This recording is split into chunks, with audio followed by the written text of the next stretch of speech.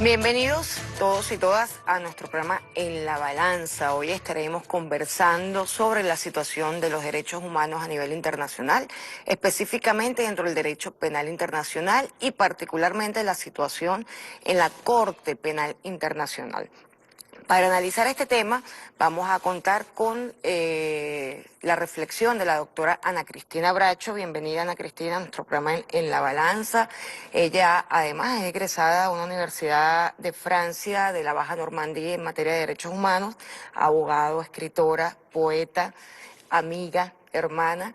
Y pues ha hecho una gran reflexión sobre el tema de los derechos humanos, el sistema internacional de derechos humanos. De hecho, académicamente ha sido parte de su trayectoria y también de su práctica dentro del derecho. Y hoy también vamos a celebrar con Ana Cristina los 43 años que cumple la Fundación Latinoamericana por los Derechos Humanos.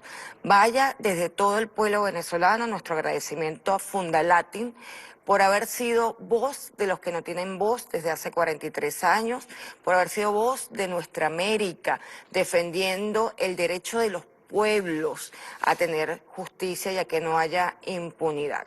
Para celebrar estos 43 años yo quería traer unos videos que además están relacionados con el tema que vamos a hablar, Ana Cristina, de una entrevista que se le hizo a la presidenta María Eugenia Rusián de Fundalatin.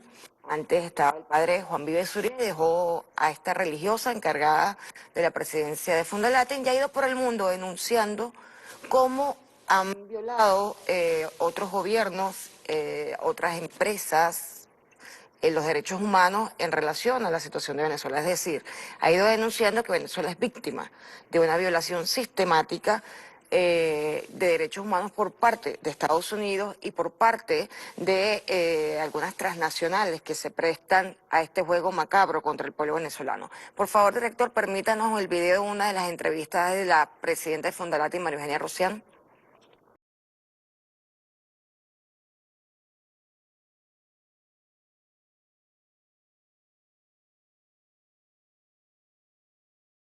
Venezuela se convierte en un foco de ataque de los medios de comunicación internacionales.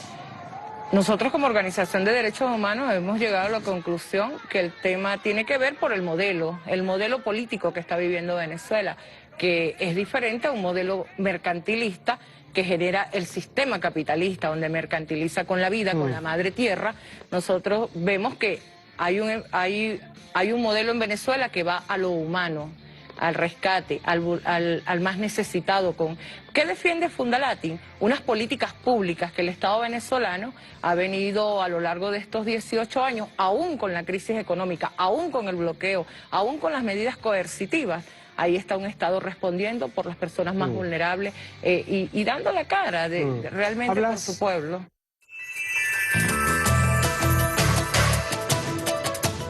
Este video lo ponemos para felicitar a Fundalatin por esa incansable labor de defender no solamente los derechos del pueblo, sino también la dignidad de la nación venezolana, de la República Bolivariana de Venezuela, porque ciertamente lo que estamos defendiendo es un modelo humanista, un modelo que ve al ser humano, a la familia, a la sociedad, a lo colectivo como lo prioritario y, por supuesto, defiende el derecho que tenemos a autodeterminarnos y a que no nos persigan internacionalmente.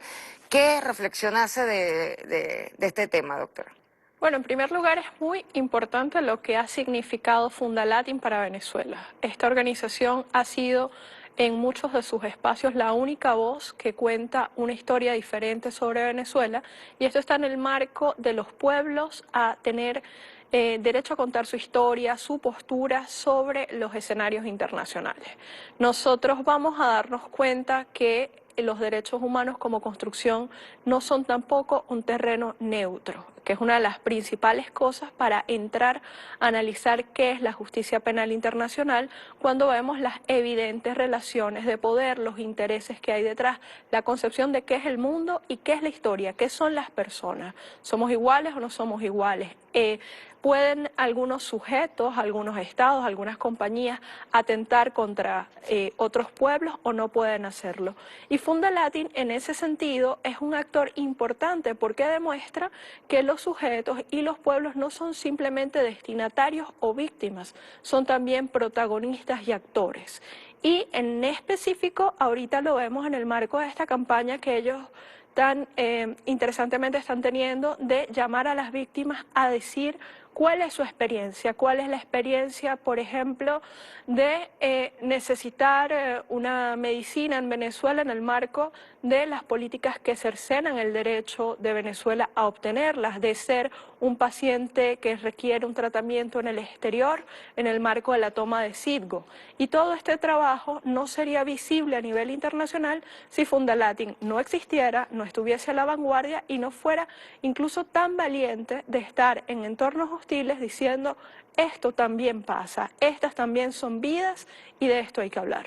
Sí, además Fundalatin, con estatus consultivo ante la ONU, también ha defendido no solamente la situación de Venezuela, sino la situación, por ejemplo, de la violación de derechos en Colombia, en el que anualmente son 200 hasta 300 líderes sociales que son asesinados en Colombia y otras situaciones en el mundo. O sea, ha sido solidaria. Bueno, además que Fundalatin representa a nuestra América, ¿no? Es una organización que nace en toda nuestra América a raíz de las dictaduras en el sur. Sobre todo estamos hablando de la dictadura de Videla, de la dictadura de Pinochet.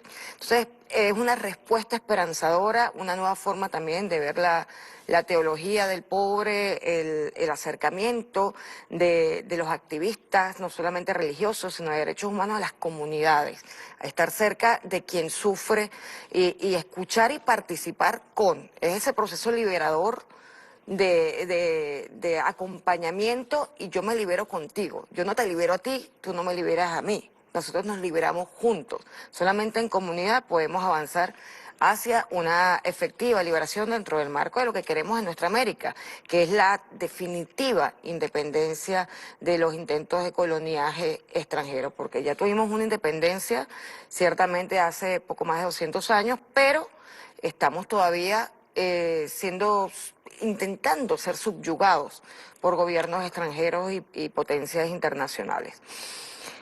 ¿Qué es para ti? Tú estabas hablando algo muy importante. Los derechos humanos, ciertamente hay que conceptualizarlos dentro del escenario internacional. Se han convertido en un instrumento para atacar a otros pueblos. Cuéntanos un poco cuál ha sido tu experiencia, lo que has observado en esta materia. Bueno, primero nosotros tenemos que observar que hay muchísimos debates, porque hay debates que van desde el concepto.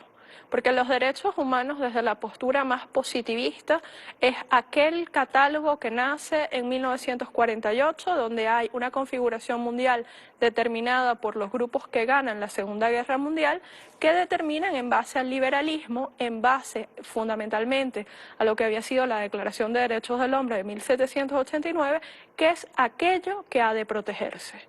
Desde ese mismo momento, pero con el paso del tiempo, se han evidenciado cosas como que hay colectivos, situaciones que no estaban protegidas en ese catálogo. Primero fue el catálogo y después fue la creación del concepto de la autodeterminación de los pueblos cuando se da el proceso de independencia del África. Después se reconoce la necesidad de los derechos de los niños, los derechos de los afros, los derechos de las mujeres. Y es importante ver en esto algunas características. La primera es que estos catálogos posteriores se dan porque la lucha continúa, se da porque se evidencia que el sujeto protegido no es universal, sino que se pretende universalizar una manera o una categoría del humano. El sujeto a ser universal es el hombre blanco, europeo, con capital. Y católico. Y católico. Y hoy en día, por ejemplo, es frecuente que se digan algunas cosas. Por ejemplo, todos los pueblos a lo largo de su historia, desde tiempos remotos, tenían catálogos de derechos que no todos tenían la misma visión. Por ejemplo, todos los pueblos han determinado qué miran, qué hacen con la tierra, y no todos estaban en términos de propiedad privada. También está el hecho de reconocer, como lo hace sobre todo Eduardo Barcesat, que los derechos humanos, si quieren servirle a los hombres, tienen que ser la objetivización, la traducción al derecho de las necesidades humanas básicas. Es decir, que si yo reconozco que todos somos iguales en dignidad, todos tienen derecho a tener una vida libre, digna y en condiciones Me humanas. hace reflexionar sobre algo. Ciertamente, digamos que el efecto de la dominación del hombre, de la comunidad en el proceso histórico, ha llevado lo colectivo a ser particular. Es decir, en un primer momento, la comunidad humana se relacionaba siempre dándole prioridad a lo colectivo y en esa medida que fue dominada, fue individualizando al ser humano y apartándolo de lo gregario, de lo común, de lo que es de todos, de lo colectivo. Y estas luchas que tú mencionas en cuanto a los catálogos de derechos humanos que se han ido aceptando o se han ido propuestos y aceptando universalmente, estamos hablando de un rescatar, porque vamos de los derechos individuales, que parte, por supuesto, de la Revolución Francesa, a la última categoría de derechos, eso se llaman los que dicen de cuarta generación, que son los derechos colectivos, los derechos culturales. Háblanos, nos tenemos que ir a un corte, pero antes de irnos al corte, háblanos un poco de estamos volviendo a entender que somos personas que debemos vivir en comunidad y pensar en lo colectivo antes que lo individual. Yo creo que eso forma parte de movimientos que siempre existieron, porque como lo dice el profesor Kennedy, toda la visión de los derechos humanos está basada en una historia pop, la que estudiamos en el colegio, la que nos dice esta es la verdad. Pero la verdad es que la declaración de 1789 venía acompañada de una declaración de derechos de la mujer. La verdad es que los pueblos árabes tienen sus propios derechos y sus propias visiones. ¿Qué hay hoy en día? Hay una lucha en la cual el derecho es un factor, porque el derecho es la manera en la que se organiza la sociedad. Cuando O se nosotros, domina a la sociedad. claro, pero cuando nosotros vemos que en el presente hay un sector que dice, hay una sola historia y esta visión del mundo triunfó, pero surge la revolución bolivariana, surgen todos estos movimientos que hoy están vivos, vemos que los pueblos dicen, esta no es la verdad completa y nuestra manera de valorar los bienes y lo disponible en la sociedad también tiene que ser aceptada. No vamos a ir a un corte, pero antes de irnos al corte yo voy a decir solamente una cosa. Yo insisto en que en Venezuela, desde la Revolución Bolivariana, todos los que estamos participando en esta transformación, que aunque ha tenido dificultades por el bloqueo, seguimos adelante y es nuestra transformación. Debemos cambiar conceptos. Nosotros tenemos que avanzar, como lo hace el comandante Chávez, a cambiar conceptos. Nosotros no podemos seguir hablando de derechos humanos. Tenemos que hablar de derechos del pueblo, derechos de los pueblos. Trabajemos, por favor, en los colegios, en las universidades, en los espacios de discusión, en el Congreso Bicentenario de los Pueblos, a empezar a cambiar conceptos. No nos apropiemos de conceptos que tienen que ver con el sistema liberal. Creemos nuestros conceptos del mundo, que además tenemos la razón para hacerlo. Nos vamos a un corte y seguimos hablando con la doctora Ana Cristina Bracho.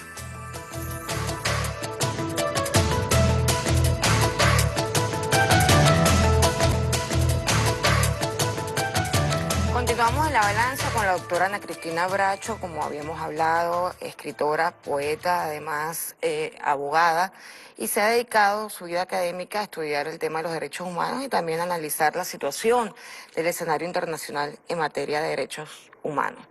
Hay otro video que yo quisiera pedir al director, en el que, como estamos celebrando los 43 años de Fundalatin, le hicieron hace 3 años una entrevista a la presidenta de Fundalatin, a la hermana María Eugenia Rusián, y ella habla un poco de la situación también de la posición de la Iglesia, que tiene mucho que ver con este tema de los derechos humanos, porque hace 3 años, cuando entrevistan a María Eugenia Rusián, presidenta de Fundalatin, Fundalatin estaba denunciando que había todo un plan, o que había un plan de sectores de la oposición, estamos hablando del 2017, en las guarimbas, para desestabilizar, violar derechos humanos y después querer responsabilizar al Estado por una supuesta violación de derechos humanos. O sea, nosotros vamos a analizar hoy con la doctora Ana Cristina Bracho la situación de la Corte Penal Internacional y las denuncias o las supuestas denuncias que hay contra autoridades venezolanas que fueron introducidas esas denuncias por el Grupo de Lima en la Corte Penal Internacional, pero para poder entrar al tema tenemos que pasar por algunos conceptos. Uno de ellos es entender que a nosotros nos llevaron de forma sistemática desde Estados Unidos, de forma planificada y en cooperación y complicidad con factores de la oposición venezolana que actuaron de forma terrorista para desestabilizar, para generar conflicto y luego a modo de una premonición cumplida o de algo que se veía que iba a suceder, responsabilizar al Estado de supuestas violaciones de derechos humanos. Entonces yo quiero que me pasen el video de la presidenta de Fundalate, María Eugenia Rusián, cuando estaba contando, a pesar del bloqueo comunicacional en el 2017, 2018, contando lo que estaba ocurriendo en Venezuela en ese momento. Permítanos el video, director.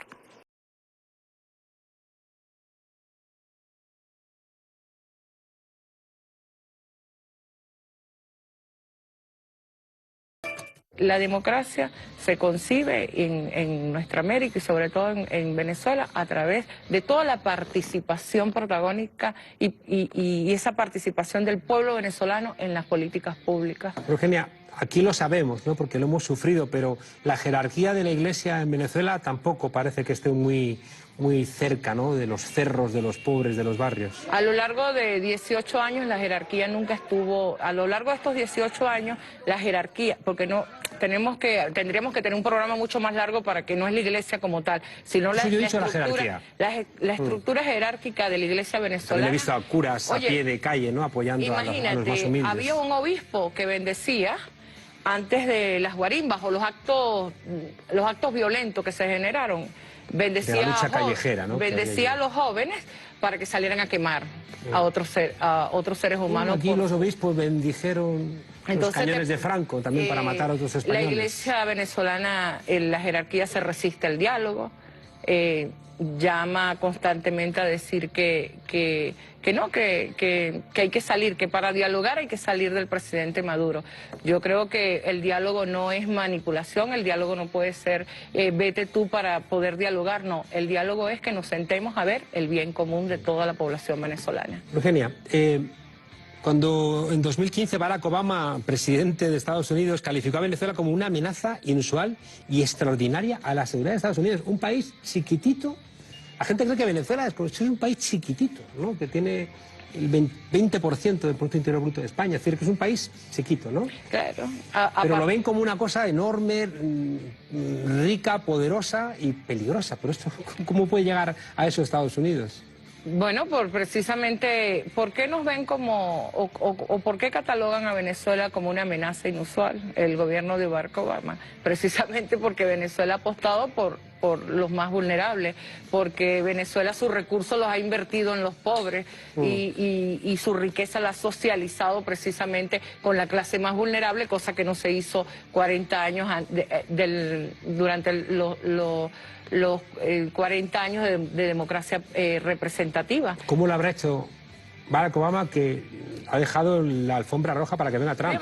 Y ese fue el primer paso para generar estas medidas y este bloqueo económico que estamos viviendo. Cuéntanos del bloqueo, porque los bloqueos siempre son malos para los pueblos, ¿no? Claro, y eso lo ha dicho en las Naciones Unidas el relator de medidas coercitivas, que no se le puede aplicar a ningún pueblo este tipo de medidas porque afecta a los derechos humanos. Y efectivamente, pues nosotros lo estamos viendo, aunque Estados Unidos dice, no, yo sancioné funcionarios. No, funcionarios no, porque nuestras cuentas en el Banco Central de Venezuela están bloqueadas y no podemos pagarle a los proveedores. Ahora Colombia, un país hermano que Venezuela ha ayudado tanto. Venezuela hay 5 millones de colombianos recibiendo todos los beneficios. Y ahorita Colombia no permite que pasen los medicamentos de la malaria para nuestro país. Precisamente se retuvo 1.650 millones de dólares que Venezuela los tenía para comida y alimentos y nada, porque es una orden de Estados Unidos. Siempre he tenido la sensación, María Eugenia, de que Venezuela representa para Estados Unidos y por tanto para sus mayordomos europeos lo que significó la España del 36, lo que significó el Chile de Allende del 73. Es decir, ejemplos de que se pueden intentar hacer las cosas de manera diferente y dicen, no, hay que castigarles igual que hay que castigar a una Grecia brutalmente para que nadie piense que puede haber alternativas. Continuamos con la doctora Ana Cristina, analizando las palabras de la presidenta de Fondalati en esa entrevista. Recordemos, porque quiero que nos ubiquemos en el proceso histórico que nos ha llevado a esta situación actual. Estamos hablando que Estados Unidos nos declara una amenaza inusual e extraordinaria porque en Estados Unidos necesitan de un decreto para justificar acciones de bloqueo contra otro país que son violatorias del derecho internacional y de los derechos humanos. Paralelamente, en Venezuela se financia actividades terroristas a través de sectores de la oposición radical que busca desestabilizar para generar el escenario completo, no solamente para cambiar el gobierno, porque ese es, digamos, lo que ha buscado, sino para llevar además a quienes de alguna manera soñamos o construimos un modelo diferente a las cárceles nacionales e internacionales, es decir, a una persecución posterior penal. O sea, cambiar el gobierno y terminar de asesinar políticamente a quienes estamos, digamos, construyendo esta posibilidad diferente al capitalismo, porque ya no se puede hacer mediante masacres, como ocurrió en el Chile de Pinochet. Ahora han sofisticado los mecanismos y uno de los mecanismos nuevos es la judicialización, incluso la judicialización internacional. Entonces, háblanos un poco, ahí hay otro tema que quiero hablar, que lo menciona la hermana Rusián cuando la entrevistan hace 3 años, y es la posición de la Iglesia jerárquica católica en Venezuela a propósito de lo que tú referías, que los derechos humanos están construidos de la visión del hombre blanco, europeo y católico. Y sobre eso también vamos a hablar en el resto de los segmentos, Ana Cristina. Pero vamos ahorita, digamos, a contextualizar de dónde partimos en ese 2017 en materia de derechos humanos y cómo se construye el escenario de guerra haciendo uso del instrumento internacional de derechos humanos para poder perjudicar al gobierno y a la República Bolivariana de Venezuela y al pueblo venezolano. Son muchas cosas que han pasado en poco tiempo, que nos llevan primero a intentar ver una línea de tiempo. El año 2017 es un año extremadamente importante en esta línea de pensamiento. Primero porque si pensamos en la Corte Penal Internacional, que abre investigación sobre Venezuela en el 18, lo hace para conocer los hechos que se suscitan a partir de abril de 2017. Es decir, que abril de 2017 era en cierto modo un clímax de una estrategia que se intentó para derrocar a Venezuela.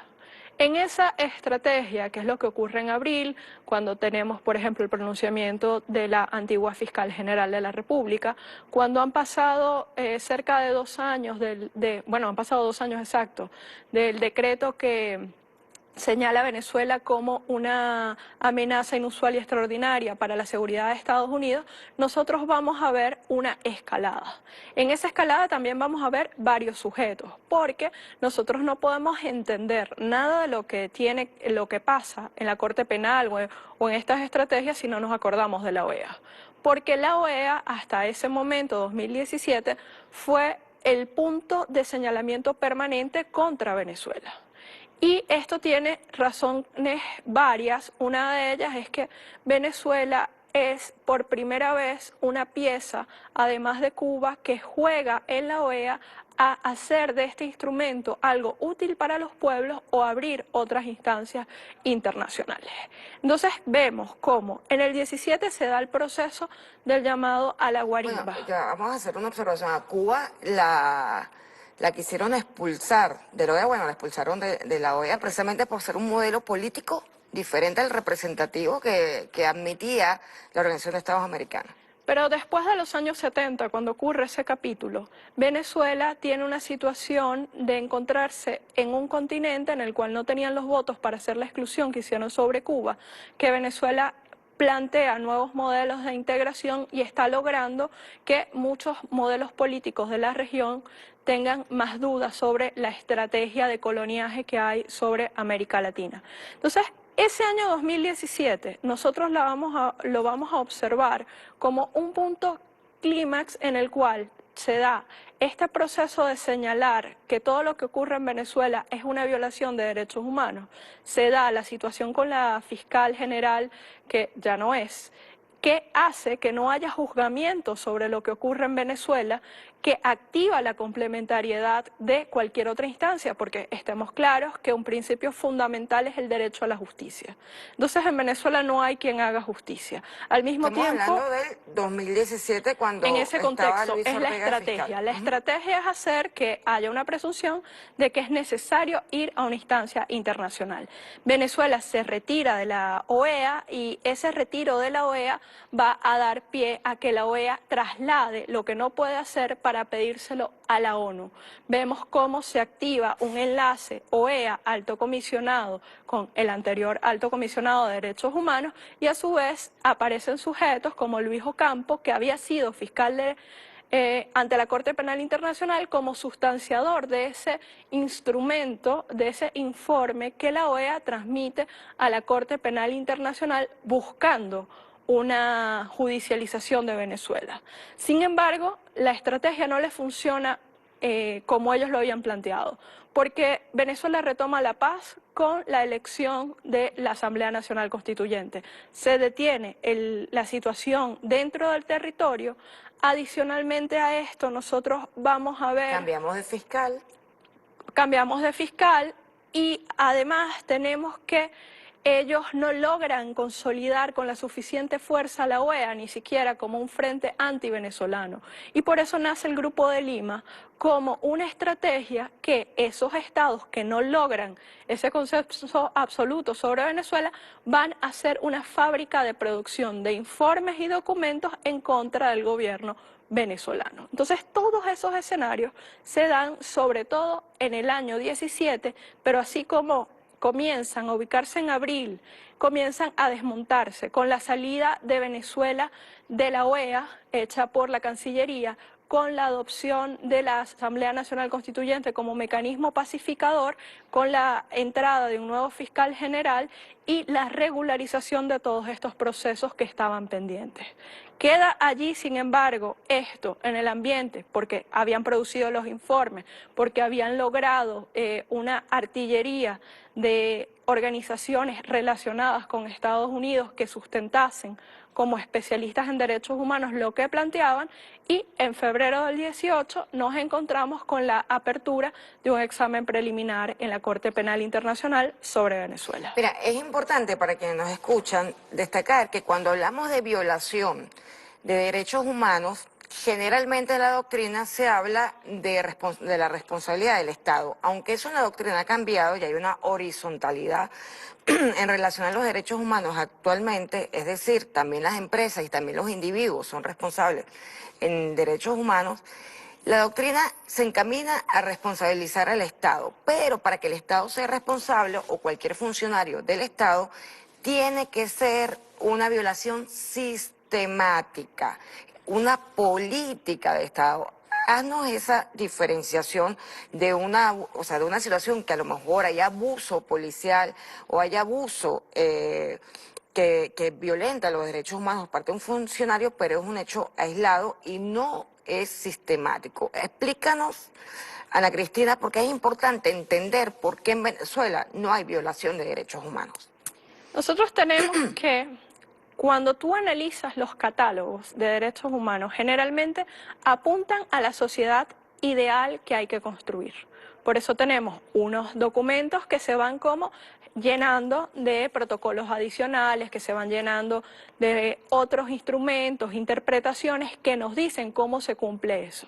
Ahora, nosotros diferenciamos lo que es el marco de los derechos humanos, que establece unas obligaciones a los estados. La principal es evitar hacer acciones que impidan, por ejemplo, el derecho a la vida y generar medidas de adaptación de su legislación, incorporando las categorías, etcétera. Y esa responsabilidad es del Estado como un todo. Al lado de esta situación, nosotros tenemos que los desarrollos posteriores al año 1998, como el Estatuto de Roma, comienzan a valorar cuando un asunto en materia de derechos humanos no puede darse por resuelto con la presentación de un examen periódico, que es lo que normalmente se hace. Los estados se obligan a un tratado y presentan un informe de cumplimiento. Que es el que conocemos como examen periódico universal, que este año le corresponde a Venezuela darlo O nuevamente. los exámenes, los informes específicos ante un comité en específico. A partir del 98 comienza a tratarse la idea de que un sujeto del Estado pudiese ser responsable por esto. Ahora, normalmente nosotros tenemos que eso exige entender qué es la violación de derechos humanos, que es lo que tú apuntabas, porque nosotros tenemos el marco de obligación de derechos humanos es garantizar los derechos, permitir el acceso, prevenir las violaciones, sancionar a los responsables, restaurar y reparar en caso de que hayan daños. Ahora, hay situaciones que se entiende exceden esto y para llegar a eso, pues tiene que darse una situación que no haya sido prevenida, que no haya sido sancionada y que además yo pueda demostrar la voluntad, la persistencia, la orden de que esta situación fuese así, que no hay castigo si esto ocurre. Y ahí es que nos encontramos con los elementos de que para que haya una responsabilidad individual a los efectos de la Corte Penal, tenemos que estar en el Estatuto de Roma, que son solamente 7 tipos de delitos y en específico en el crimen de lesa humanidad tiene que ser una situación que se demuestre, por ejemplo, que hay órdenes directas de practicar detenciones arbitrarias, que esta es una situación tolerada y repetida en el tiempo, que esta situación no se abordó con los mecanismos que dicen los tratados que deben ser abordadas, por ejemplo, con la sanción, con la investigación y con las políticas públicas de prevención, que es un tema también que hay que ver, por ejemplo, cómo en Venezuela ha habido un esfuerzo importante para la modernización de los sistemas de policía, los sistemas penitenciarios, que forman parte del cumplimiento de las obligaciones macro en esta materia. Así es. Nosotros tenemos que ir a un corte y continuamos con la doctora Ana Cristina Bracho analizando la situación de Venezuela ante la Corte Penal Internacional, para que ustedes conozcan qué hay detrás de este escenario de judicialización de la política venezolana ante la Corte.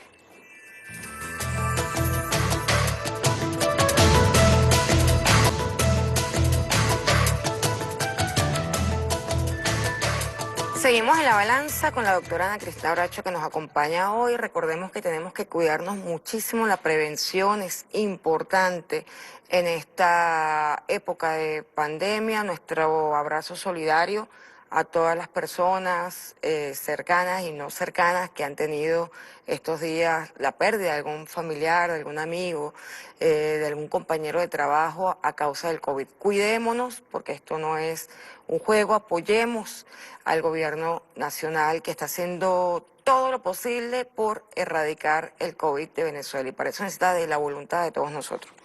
Continuamos conversando sobre la situación de la Corte Penal Internacional. Ya hicimos la línea de tiempo para los que se acaban de conectar.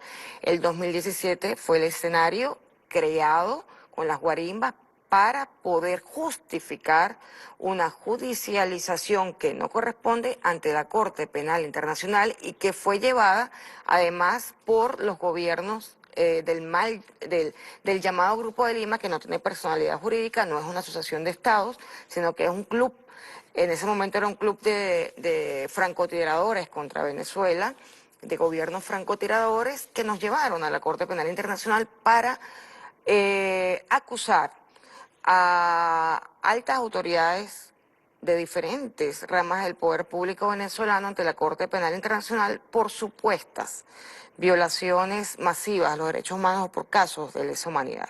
Háblanos un poco, vamos a continuar desarrollando el tema, Ana Cristina. Creo que para analizar esto tenemos que tomar 2 cosas. La primera es quién es la Corte Penal Internacional.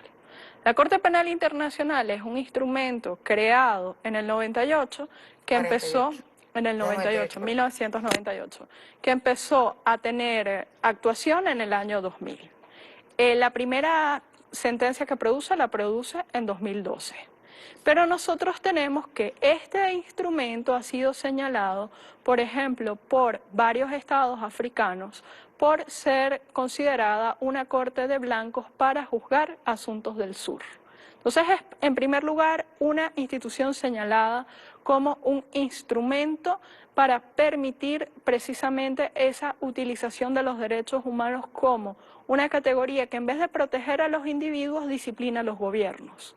Y a partir de esa lógica nosotros nos vamos a dar cuenta que es una institución que funciona de una manera todavía muy precaria. Por ejemplo, en más del 30% de los casos que lleva la Corte Penal están en la fase de una evaluación preliminar desde hace más de una década. Es el caso, por ejemplo, de Colombia, que hace 15 años se encuentra en una fase de evaluación preliminar. Pero cuando los casos son referidos, por ejemplo, por el Consejo de Seguridad, suelen durar 8 meses en esta fase. El caso más breve y que ha sido muy comentado es el examen preliminar sobre Libia, que se abrió en tiempos del gobierno de Gaddafi, que duró menos de una semana. Entonces, nosotros tenemos allí una corte que todavía no tiene procedimientos claros, que tiene una duración promedio de 5 años en esta fase de examen preliminar, que a veces pues se quedan allí en el tiempo y duran 10 años o más en esa fase, que se supone aquella que nace para determinar si existe la competencia de la Corte para conocer un hecho, si el hecho tiene la importancia para ser conocido y si existe lo denominado un interés de la justicia para conocer. La Corte Penal Internacional fue entonces considerada de esta manera hasta que, sobre todo desde el 2017, empezó con algunos intentos de llevar a exámenes preliminares que no han avanzado, por ejemplo, la situación de Palestina, la situación de Afganistán, y esto generó que la Corte Penal Internacional, en la figura de su fiscal, fuese sancionada por Estados Unidos, que señala la Corte no tiene competencia sobre los delitos que comete Estados Unidos, quien no forma parte de los estados que pueden ser juzgados, pero que la Corte reconoce como un estado que colabora. Algo. Estados Unidos no tiene competencia ni facultad para intentar ninguna medida contra la Corte Penal Internacional, más que retirar parte del aporte que los países dan al sistema internacional. Pero Estados Unidos amenazó a los fiscales de la Corte Penal Internacional con medidas coercitivas. Es decir, eso para aclarar que Estados Unidos no tiene facultad, pero fue una forma de presionar, porque ciertamente estaba siendo investigado por los crímenes, sí, de lesa humanidad que comete el gobierno norteamericano en el caso de Afganistán, o que pudiera ocurrir en el caso de Irak, también que hubo violación masiva de derechos humanos, o el caso de Israel con Palestina. Entonces, en ese marco, esa es la Corte. Una Corte que abre sobre Venezuela un examen preliminar en el 18 que señala, está enmarcado en los hechos que suceden en el marco de las guarimbas, y luego Venezuela logra una primera cosa, y es que esa evaluación también valore si los actos de sectores no gubernamentales tuvieron repercusiones sobre los derechos humanos, por ejemplo, de los cuerpos de seguridad que estaban haciendo control de orden público. La Corte Penal Internacional, dentro del derecho penal internacional, tiene características de subsidiariedad. Es decir, si en Venezuela no hay procedimiento o no se sigue un juicio contra cualquiera de estos delitos que están en el Estatuto de Roma, puede conocer la Corte, pero en Venezuela, digamos que estos delitos son considerados delitos constitucionalmente y están en el Código Penal venezolano, quizás con otro nombre. Por ejemplo, los crímenes de odio están como instigación al odio, pero están dentro de nuestra legislación y tenemos procedimientos.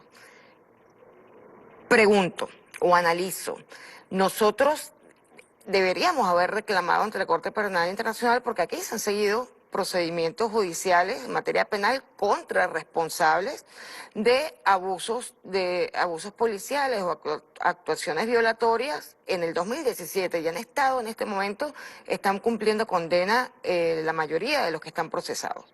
Sí, de hecho ahí es donde vemos la importancia de las declaraciones del fiscal general de la República, muy recientes algunas de ellas, que han venido informando al fiscal a la fiscal de la Corte Penal Internacional cómo han avanzado los delitos que han sido cometidos por particulares o funcionarios que está estudiando la Corte Penal Internacional. Por eso es que es importante valorar cómo pasamos de la situación con Luis Ortega cuando abandona la función fiscal y el paso a la Corte Penal Internacional, porque en el medio se quiso constituir un tiempo en el que nadie juzgaba en Venezuela, porque recordemos que la diferencia de que nosotros seamos como individuos presentados en un tribunal es que el Estado está por encima de nosotros, pero en el derecho internacional no tenemos individuos, sino entidades soberanas. Y estas entidades soberanas solamente pueden ser juzgados si así lo han manifestado los miembros de sus estados a través de la ratificación de los tratados y deben ser reconocidas en su poder de cumplir sus propias obligaciones, porque lo que se firma en los tratados de derechos humanos son obligaciones para alcanzar ese ideal que tenemos en esas normas. Entonces, ¿qué tenemos allí? Tenemos que Venezuela demuestra que los casos en los cuales hay problemas en Venezuela son juzgados en Venezuela. Reclama que la complementariedad impide que se juzgue en primera fase el primer juez desde afuera. Exige, que es importante que pasó en el año 2020, Venezuela pide como miembro del Estatuto de Roma que se valore lo que ha sido declarado como una política de asfixia sistemática sobre el pueblo de Venezuela y pide que se considere que la intención de generar sufrimiento, de impedir el acceso al mercado internacional y todo esto que está en el marco de las acciones coercitivas sea considerado como un crimen de lesa humanidad que Estados Unidos comete sobre Venezuela.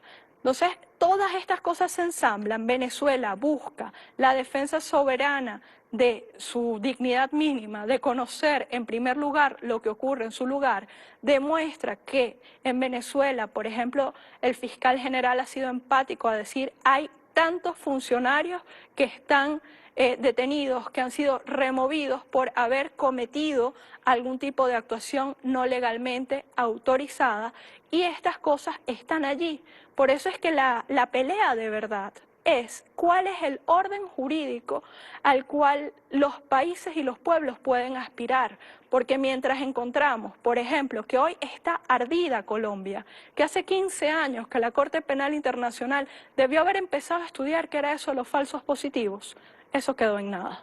Y al mismo tiempo nos vemos en una situación de un tratamiento relativamente expreso sobre Venezuela, donde Venezuela reclama que la publicidad que permite al Estado defenderse no ha sido cumplida, está en un proceso en el cual realmente lo que está... Es importante para quienes nos escuchan, perdón Ana Cristina, porque a lo mejor muchos no son abogados, publicidad, es que sea del conocimiento público el proceso que se está siguiendo en este examen preliminar.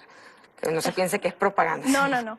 Es el hecho de que cada quien tiene derecho, tanto en la Corte Penal como en Venezuela, a conocer todo aquello que exista sobre sí mismo dentro de una institución. Todas las personas sospechosas de algo individualmente tienen derecho a saber que son sospechosas de haber cometido algo y el Estado de conocer cuáles son los señalados, cuáles son las causas que se está investigando para poder proceder a la defensa, si hay lugar a ella, o a la nacionalización del conflicto, que es muy importante. Otro de los puntos, Ana Cristina, que es importante destacar es que la Corte Penal Internacional, que es el organismo judicial dentro del derecho penal internacional, que además nace luego de la Segunda Guerra Mundial para de alguna manera regular el derecho internacional humanitario de posguerra, regular los crímenes de guerra, o sea, regularlos, no darle sanciones, darle procedimientos, pero lo que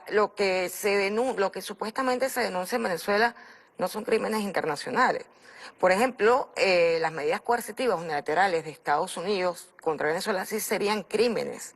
Dentro del Estatuto de Roma, crímenes de lesa humanidad, pues son crímenes internacionales.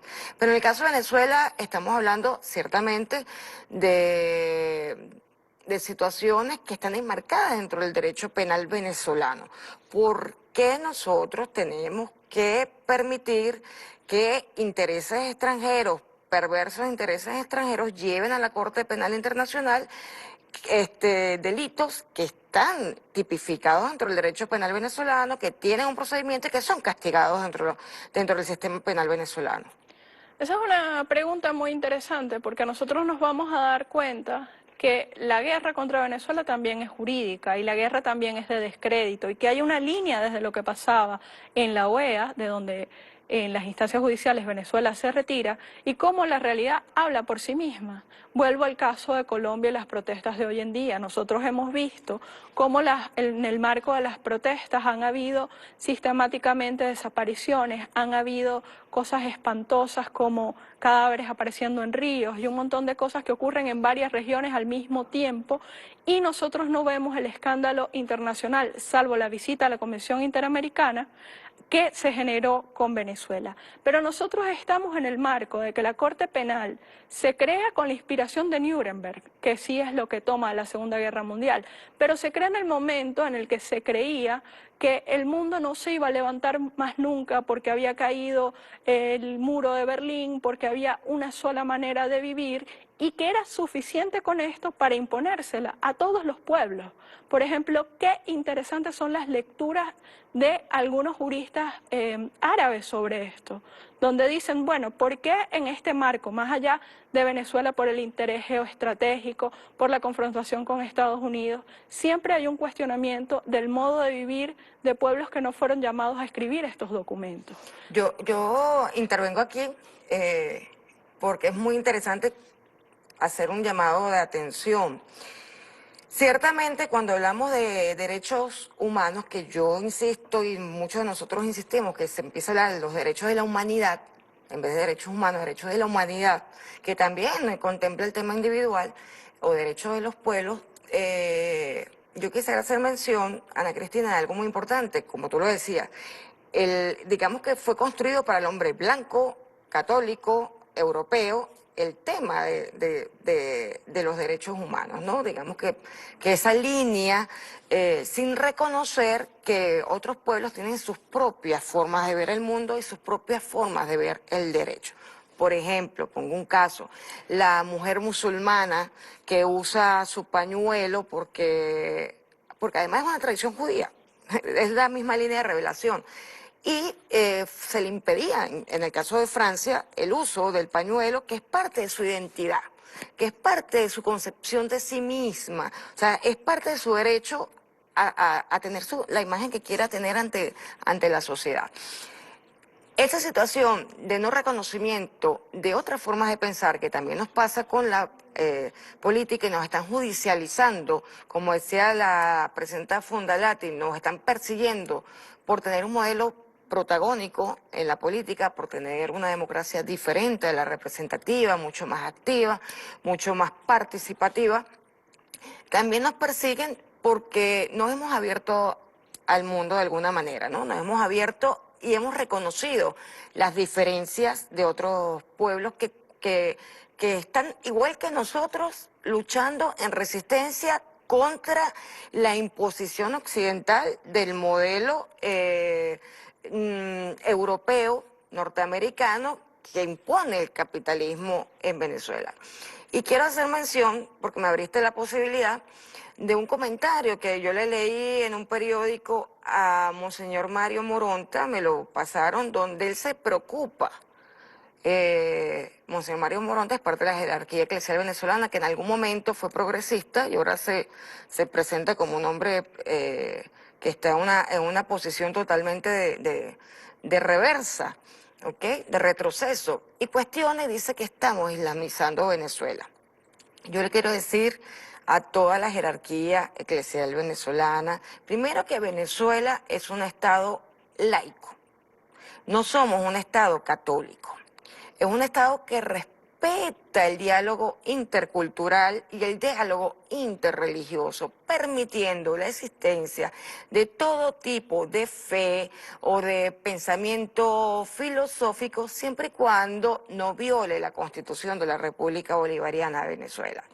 Aquí no hay una islamización, como dice Monseñor Mario Moronta, pero de haberla, bienvenida sea.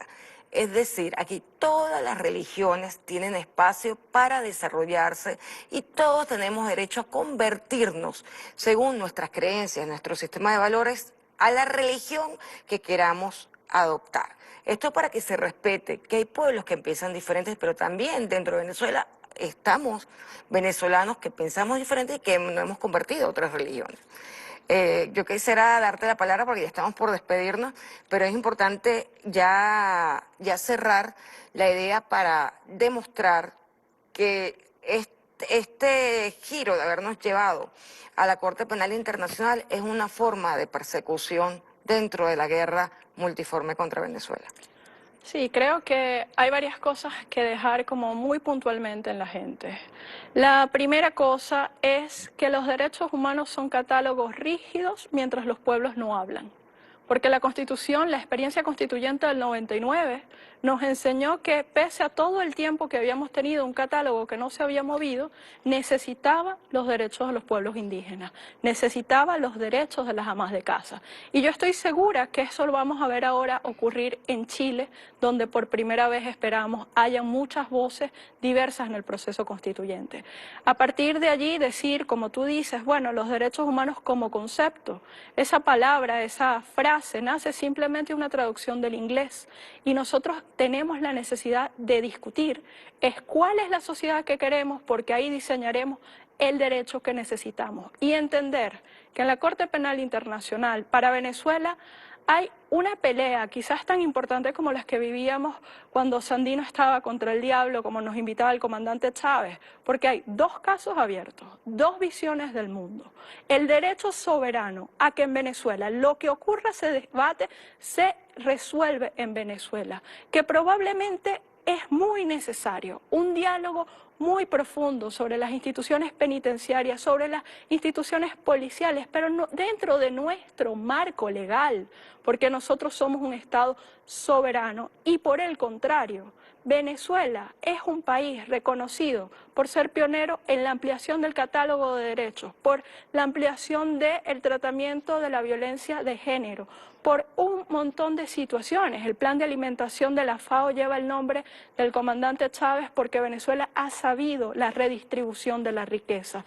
Y todos esos procesos, en definitiva, son respondidos desde un imperio decadente con una persecución que nos plantean en todos los planos, porque esto es lo mismo ser considerado una amenaza inusual que ser llevado ante la Corte Penal Internacional, que ser el objeto todos los días de los titulares del mundo. Así es, nosotros recordamos que estamos en resistencia, estamos trabajando para garantizar que todos podamos vivir en paz, que podamos seguir en este proceso de querer autodeterminarnos y construir o llegar a la independencia definitiva, que es lo que queremos en nuestra América. Y además, a partir de la unidad nuestra americana, construir el modelo bolivariano que queremos. Pero en esa lucha tenemos ahorita una tenaza, como dijo Ana Cristina, tenemos dos causas abiertas importantes, una de la Corte Internacional de Justicia, el caso de Guyana, que no tiene la Corte Internacional competencia para conocer de temas territoriales, de integridad territorial venezolana, y el caso de la Corte Penal Internacional, que tampoco tiene fundamento alguno, ni siquiera para estar en una fase preliminar. Pero bueno, seguiremos dando la batalla, y la batalla parte de poder transmitir y compartir las reflexiones que tenemos sobre la situación internacional para que todos estemos al tanto de cómo se está desarrollando la guerra multiforme contra Venezuela y cómo la vamos a vencer y cómo la estamos venciendo. Gracias, Ana Cristina, por habernos acompañado, gracias por tus reflexiones, por tu trabajo. Espero un día de esto poder compartir también el tema poético, poder traer aquí tu poesía. Yo recomiendo que la busquen en internet. Ana Cristina Bracho también tiene espacios para la creación literaria y la creación poética que seguramente va a ser del agrado de todos los que acudan a estas páginas, y nos vemos en el próximo programa de En la Balanza. Cuídense mucho, cuidemos a nuestra familia, cuidemos a nuestra comunidad y recuerden, protejamos la identidad nacional y nuestra patria, que es lo primero que debemos garantizar para la vida de nuestros niños. Nos vemos.